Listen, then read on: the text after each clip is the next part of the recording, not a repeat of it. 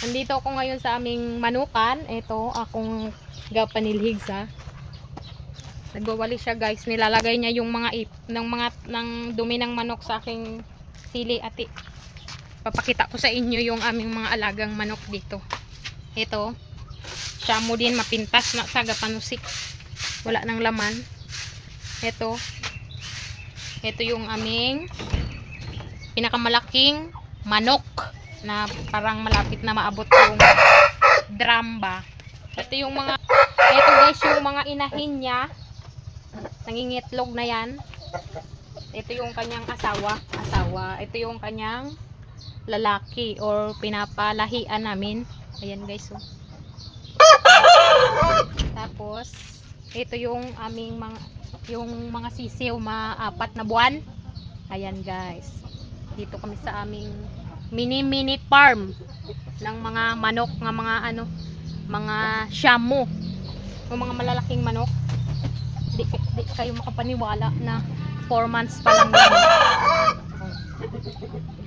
Init. Ito yung kulungan ni Boss Robin. Boss Robin guys. Ayan. Dito sila kinukulong. Yan. Tapos may mga may mga sisiw pa kami, dami naming pinapakain. Oh, ayun oh. Parang ang sarap sa bawan guys, isang piraso. Siguro 2 luto na, may tinula na, may adobo ka pa. Kasi malalaki. Tapos may isa pa. Ito pa pala oh. Ilan? So, may 10 yata yung manok namin. Tapos may dumating pa 2 maliit. Ayan. 10 yung aming manok na pinapakain. Oh, ayan. Pinapakain namin dito. Guys? Pagkain ng baboy, agrower, tsaka pre-starter. Pinagahalo-halo lang. Ito pa guys, may pa kami dito. Papakita ko sa inyo. Ito yung aming mga pasisiw. Yung mga pasisiw namin ng mga shamu. Ayan sila. Pangbenta yan guys. Pangbenta. Ayan, ang dami namin pinapakain. Dami kaming alaga dito. Ito pa dumating kanina, galing Bacolod. 2 piraso.